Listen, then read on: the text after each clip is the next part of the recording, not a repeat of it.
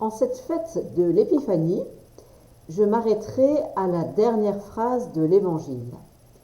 Ils regagnèrent leur pays par un autre chemin. Il s'agit des mages venus adorer l'enfant Jésus. Ils regagnèrent leur pays par un autre chemin. La vie spirituelle est fondamentalement dynamique. Jamais je ne peux me penser arriver. L'énergie du désir en nous est un don précieux qui nous fait avancer. Saint Augustin nous parle de l'inquiétude du cœur.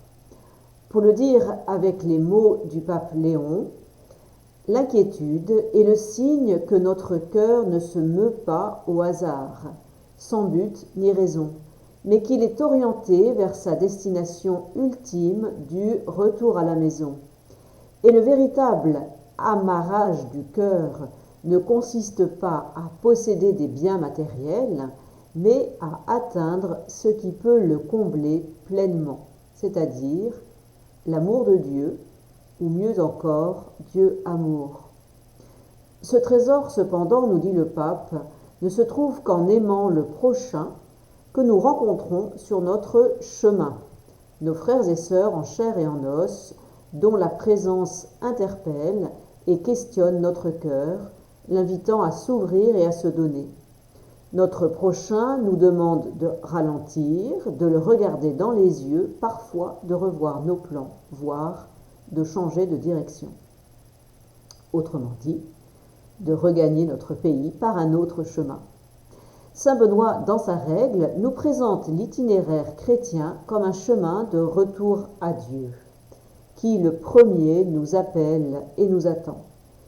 Itinéraire dont les débuts sont toujours difficiles, nous dit saint Benoît avec réalisme. Mais au fur et à mesure que l'on progresse dans la foi, ajoute-t-il, le cœur se dilate et l'on court dans la voie des commandements de Dieu avec la douceur ineffable de l'amour.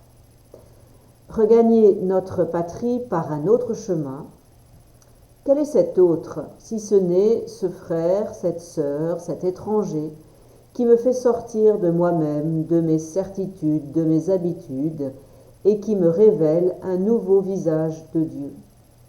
Alors, tout au long de cette semaine, courons avec les mages, le cœur dilaté, dans l'ineffable douceur de l'amour. Bonne semaine.